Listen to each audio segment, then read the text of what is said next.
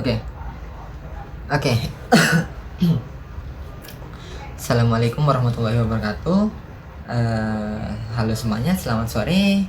Perkenalkan, nama saya Agung Ramadhani dari Prodi Teknik Elektro angkatan 2023. Di sini saya akan mencoba membahas soal UTS Matematika Diskrit kemarin. Oke, tanpa berlama-lama, kita langsung saja ke soalnya. Soal yang pertama.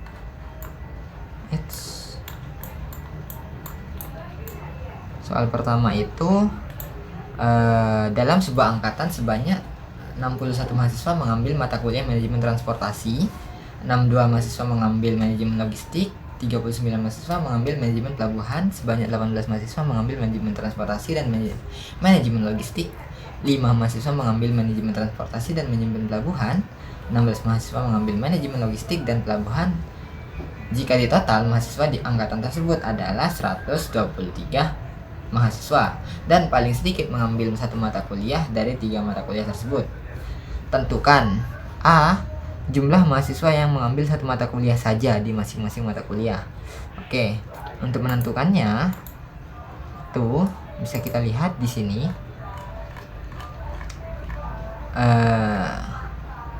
Kita coba tentukan dengan cara kita bagi mahasiswa transportasi yang murni itu bisa kita lakukan dengan cara seperti ini, yaitu keseluruhan total mahasiswa yang mana itu adalah 123 dikurangi dengan ML gabungan MP. Maksudnya tuh ML manajemen logistik gabungan MP ya, manajemen pelabuhan. Jadi sama dengan 123 dikurangi 62 itu dari manajemen logistik, terus ditambah 39 itu dari manajemen pelabuhan dikurangi 16 ini dia tuh ini, yang ini 16 mahasiswa manajemen logistik dan pelabuhan. Jadi irisan dikurangi irisannya manajemen logistik dan pelabuhan, seperti itu. Jadi kita dapatkan hasilnya adalah 38 untuk manajemen transportasi saja, yang murni transportasi saja. Terus untuk manajemen logistik gimana? Itu sama seperti rumus sebelumnya, yaitu total keseluruhan mahasiswa dikurangi MT gabungan MP sama dengan 123 dikurangi 61 ditambah 39 dikurangi 5. Ini itu MT, ini itu MP, ini irisannya, dikurangi irisannya. Jadi kita dapatkan hasilnya 28. Nah, untuk manajemen pelabuhan itu adalah keseluruhan mahasiswa dikurangi dengan MT gabungan ML, yang mana 123 itu total keseluruhan mahasiswanya dikurangi 62 itu manajemen transportasinya ditambah 61 itu manajemen logistiknya dikurangi irisannya dari kedua mata kuliah ini. Terus kita dapatkan hasilnya adalah 18 mahasiswa. Seperti itu. Ini untuk yang jawaban A ya. Nah, terus untuk jawaban yang B, untuk soal nomor B ya maksudnya, itu jumlah mahasiswa yang mengambil ketiga mata kuliah secara bersamaan. Jadi dia tuh mengambil tiga-tiganya. Ada berapa mahasiswa kah? Nah, kita simbolkan mahasiswa yang mengambil 3 mata kuliah itu sebagai G, yaitu adalah MT irisan ML irisan MP. Jadi yang ada di tengah-tengah sini ya posisinya. Nah, bisa kita cari dengan cara MT murni, MT saja maksudnya, sama dengan MT total. Maksudnya MT total itu MT yang beserta irisan-irisannya dikurangi dengan irisan MT dengan MT irisan ML dikurangi MT irisan MP. Jadi MT total yang ini dikurangi ini ditambah ini, seperti itu. Nah, kita dapatkan hasilnya adalah 38 kita taruh sini, terus 61 itu kita dapat dari ini tambah ini, terus ini 18 itu dari sini dikurangi 18 dikurangi 5 yang dari ini ditambah G dari sini. Nah, G nya anggaplah belum diketahui ya. Nah, terus kita jumlahkan, terus ternyata kita dapatkan G nya adalah 0 untuk yang MT nya. Untuk yang ML kita cari dengan cara yang sama. ML sama dengan ML total, atau ML murni sama dengan ML total dikurangi dengan ML irisan MT dikurangi dengan ML irisan MP ditambah G. Nah, terus ternyata kita hitung seperti ini, kita substitusikan dan kita hitung, kita dapatkan ternyata G di ML itu ternyata kita dapatkan hasilnya adalah 0 juga. Nah, tinggal satu lagi yang itu yang MP. Itu kita uraikan seperti ini, sama seperti rumus sebelumnya, dan kita dapatkan juga hasilnya adalah 0 juga. Berarti untuk G atau mahasiswa yang mengambil ketiga mata kuliah secara bersamaan itu 0, tidak ada yang mengambil ya, tidak ada yang mengambil 3 mata kuliah secara bersamaan, seperti itu. Nah, terus soal selanjutnya adalah diagramkan kondisi tersebut. Nah, gambarnya seperti ini ya. Jadi MT di sebelah sini itu ada 38, ML di sebelah sini ada 28, di MP di sini ada 18. Terus ini irisannya, irisan MP dengan MT itu 5, irisan MP dengan ML itu 16, dan irisan MT dengan ML itu 18. Untuk G-nya tidak ada ya, seperti yang kita hitung sebelumnya. Oke, seperti itu aja. Terus lanjut yang soal nomor 2. Soal nomor 2 itu tentukan apakah persamaan berikut merupakan relasi fungsi on top, fungsi one to one, korespondensi satu-satu, dan jelaskan mengapa. Oke. Yang pertama, soal pertama itu dia FB sama dengan 3B modulus 5 dari B ke B, di mana B sama dengan 0, 1, 2, 3, 4. Oke.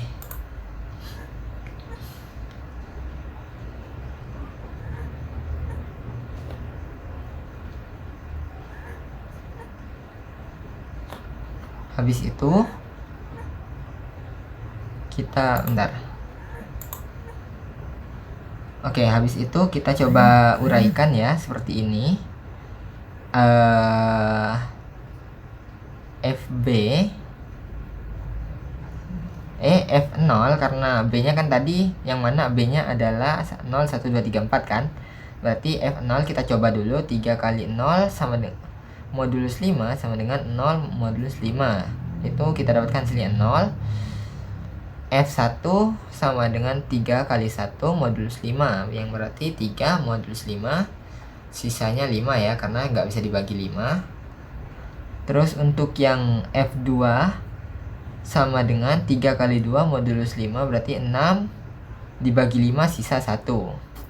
Terus ini F3 sama dengan 3 kali 3 modulus 5, berarti 9 modulus 5 itu sisa 4 ya, 9 bagi 5 sisa 4. Terus F4 ini 3 kali 4 sama dengan 12 dibagi 5 sisa 2 ya. Nah, kita masukkan, kita buat diagramnya seperti ini. Nah, kita simpulkan ternyata dia adalah relasi karena punya hubungan antara domain dan kodomain. Dari sini ke sini itu ada yang punya hubungan masih. Jadi kita sebut dia sebagai relasi. Terus untuk fungsi, kenapa kok dia termasuk fungsi? Karena dia itu hanya punya setiap anggota domain ini punya satu pasangan di kodomain, seperti itu. Makanya disebut dengan fungsi. Nah, untuk yang onto, kenapa kok dia termasuk ke onto? Karena kodomain di sini itu punya domain, punya pasangan di domain. Jadi di sini itu nggak ada yang nggak punya pasangan ya, jadi makanya disebut onto. Nah, untuk one to one, dia itu kenapa termasuk one to one? Karena dia itu punya pasangan persis satu pasangan. 0 sama 0, 2 sama 1, 1 sama 3, 3 sama 4, 4 sama 2. Makanya disebut one to one. Nah, terus kenapa kok disebut korespondensi? Karena dia memenuhi onto dan one to one. Makanya disebut korespondensi satu-satu. Oke. Untuk soal yang B nih, langsung aja dari sini. Fungsinya untuk yang B itu fx sama dengan x pangkat 2 dari R ke D, yang dimana D nya adalah x bilangan real lebih dari sama dengan 0. Berarti x nya itu bilangan real lebih dari sama dengan 0. Untuk yang R nya ini adalah bilangan real bebas, bilangan real tak hingga. Nah, jadi kita coba dulu masukkan untuk yang bilangan realnya. Bilangan realnya ini kan bilangan real bebas nih. Kita coba min 1, kita masukkan ke sini. Ternyata itu punya 1 ya. Hasilnya 1. Terus F0 itu kita kuadratkan, ternyata hasilnya 0. F1 kita dapatkan hasilnya adalah 1. F2 dikuadratkan itu jadinya 4. Nah, kita buat diagramnya seperti ini. Nah, terus kita simpulkan nih. Kenapa kok dia relasi? Karena ada hubungan antar domain dan kodomain. Ini apa yang hubungan? Ini. Terus bukan fungsi karena ada yang nggak punya ini, kodomainnya nggak ada yang nggak punya domain, seperti itu. Makanya disebut fungsi, bukan fungsi. Terus kenapa bukan onto? Maksudnya kenapa kok ini bukan fungsi? Soalnya ini ada yang bercabang ya, maksudnya. Nah, ini ada yang hasilnya bercabang, jadi ini bukan termasuk fungsi, seperti itu. Kalau bukan onto tadi karena kodomainnya ada yang nggak punya pasangan nih di sini, seperti itu kodomainnya. Terus kenapa bukan one to one? Karena ada yang bercabang dan pasangannya tidak persis satu. Kalau one to one kan harus persis satu pasangan, seperti itu. Nah, otomatis dia juga bukan korespondensi karena tidak memenuhi onto dan tidak memenuhi fungsi one to one, seperti itu. Oke, lanjut yang ke C. Fungsi fx sama dengan akar x dari R ke R. Berarti dia bilangan real tak hingga ke bilangan real tak hingga. Jadi untuk fx min 0 sama dengan akar 1, fx min 1 sama dengan akar min 1 itu nggak ada hasilnya, karena nggak bisa ya, karena harusnya 1. Terus f0 itu tetap 0 walaupun di akar. Terus untuk f1 itu akar 1 berarti plus minus 1 ya, bisa min 1, bisa positif, bisa negatif 1, bisa positif 1. Terus F2 ini nggak bisa juga, nggak bisa diuraikan. Terus F3 ini juga nggak bisa karena dia bilangan bilangan prima. Terus F4 ini kita akarkan jadinya 2. Nah, terus kita buat diagramnya seperti ini. Terus kita hubungkan masing-masing, terus kita simpulkan. Ternyata dia itu adalah relasi saja, bukan fungsi, bukan onto, bukan one to one. Kenapa kok gitu? Karena dia punya hubungan. Relasi itu karena dia punya hubungan.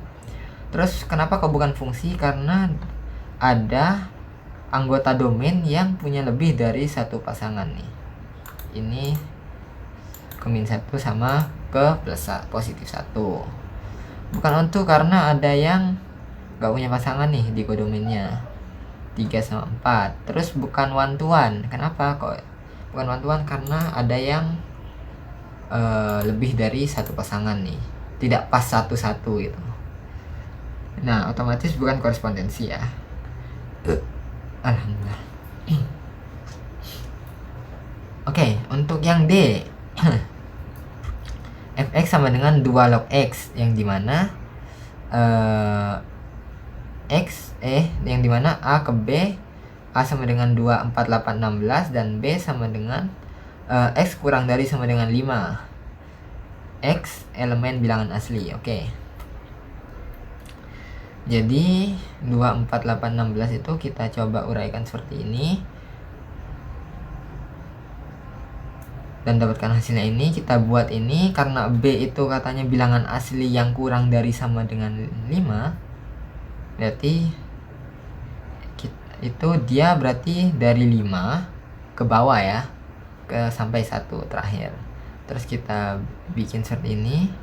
Dia termasuk ke dalam relasi, termasuk ke dalam fungsi, bukan onto karena dia ada kodomenya nggak punya pasangan. Terus dia one to one karena dia punya pasangan persis 1. Terus bukan korespondensi karena tidak memenuhi onto walaupun dia memenuhi one to one, seperti itu. Oke. Tes. Oke, kita lanjutkan untuk yang nomor 3. Soal nomor 3 itu, pada tahun 2014 Liverpool memiliki 3 kiper, 11 back, 7 gelandang, dan 6 striker. Jika pelatih ingin mengambil starting 11 dengan formasi 4-3-3, tentukan A. Ada berapa cara memilih 11 pemain tersebut sesuai fungsinya dengan mengabaikan posisi detailnya. A. Karena ada kata-kata mengabaikan posisi, itu kita bisa menggunakan cara kombinasi seperti itu. Nah, kita kombinasikan kipernya karena cuma ada 1, sudah jelas dia hanya punya 3 pilihan saja untuk memilih kipernya, dan posisinya juga cuma di gawang saja kan, jadi bisa 3. Terus untuk back itu kita butuh 11 kombinasi 4 karena formasinya kan 4-3-3. Jadi ini 11 kombinasi 4 kita masukkan ke dalam rumus. 11 faktorial 4 faktorial dikali 11 dikurangi 4 faktorial. Terus kita uraikan seperti ini, dan kita dapatkan hasilnya adalah 330. Sama untuk yang gelandang juga sama seperti sebelumnya, 7 kombinasi 3 kita uraikan seperti ini. Terus kita masukkan rumusnya seperti ini, kita uraikan, dan kita dapatkan hasilnya adalah 35. Untuk striker itu ada 6. Dengan kombinasinya adalah 6 kombinasi 3. Kita masukkan ke dalam rumusnya itu seperti ini. Terus 6 faktorial dibagi 3 kali 3 faktorial kali 3 faktorial, kita uraikan seperti ini, dan kita dapatkan hasilnya adalah 20 cara. Nah, total caranya itu kita dapat hitung dengan cara kalikan semuanya. 330 dikali 35 dikali 20 dikali 3 sama dengan 163.000 cara memilih 11 pemain tanpa memperhitungkan posisinya. Seperti itu. Nah, kalau yang B ini, soal yang B, kita disuruh untuk jika posisinya diperhitungkan. Nah, berarti posisinya tuh berpengaruh ya terhadap anunya. Nah, kita coba, karena ini posisi berpengaruh, kita menggunakan permutasi. Cara permutasi untuk kiper sama seperti sebelumnya, karena dia cuman punya 1 posisi doang di gawang doang, jadi tetap 3. Untuk yang back ini rumusnya adalah 11 permutasi 4, yaitu 11 faktorial dibagi 11 dikurangi 4 faktorial sama dengan 11 faktorial dibagi 7 faktorial. Kita uraikan seperti ini. 7 faktorial kita coret, dan kita dapatkan hasilnya adalah 7.920 cara. Nah, untuk yang gelandang itu sama seperti cara sebelumnya, yaitu 7 permutasi 3. Kita masukkan ke dalam rumus seperti ini, kita dapatkan 7 faktorial dibagi 4 faktorial sama dengan 210 cara ya. Untuk yang striker nih ada 6 permutasi 3. Kita masukkan ke dalam rumusnya seperti ini, sama dengan 6 faktorial dibagi 3 faktorial. Kita hitung seperti ini, kita coret-coret, terus kita kalikan, kita dapatkan hasilnya adalah 120 cara untuk yang striker. Nah, terus cara totalnya gimana? Kita kalikan sama seperti sebelumnya, maka 7.920 dikali 210 dikali 120 dikali 3 sama dengan hasilnya adalah 598.752.000 cara mengatur posisi pemain. Nah, mengatur pemain kalau posisinya diperhitungkan ya, maksudnya ini. Nah, untuk yang C gimana?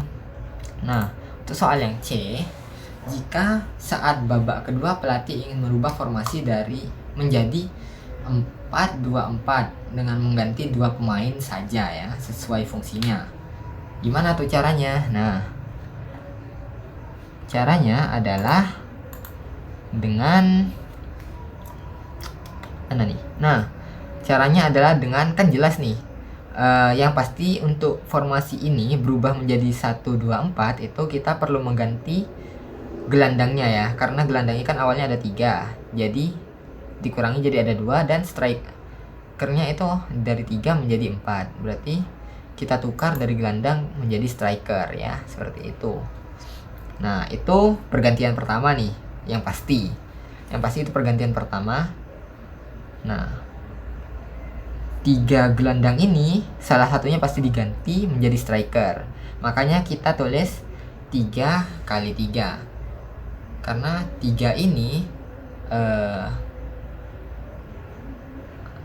diantaranya pasti bakal berganti menjadi striker ya, makanya 3. Dan posisinya dan posisinya itu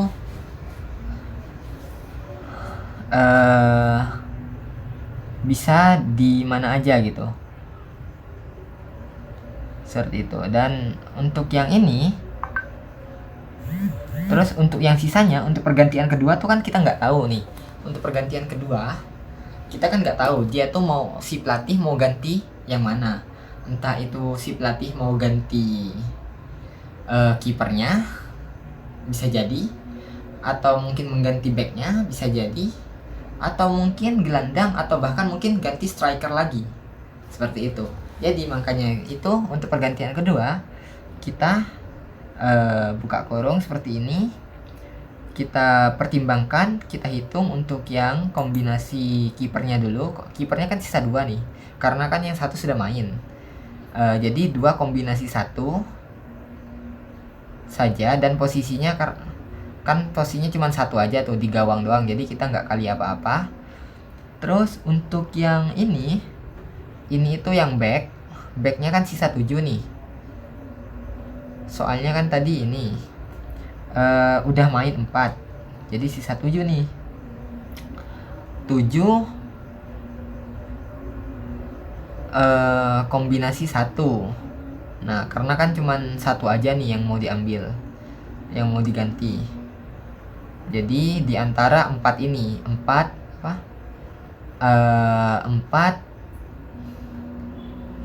pemain yang udah main sebelumnya gitu. Nah, si 1 ini bakal ditaruh di posisi sebelah mana, diganti ke pemain yang mana di antara 4 ini, seperti itu. Nah, lanjut. Habis itu untuk yang ini itu gelandangnya kan tadi sisa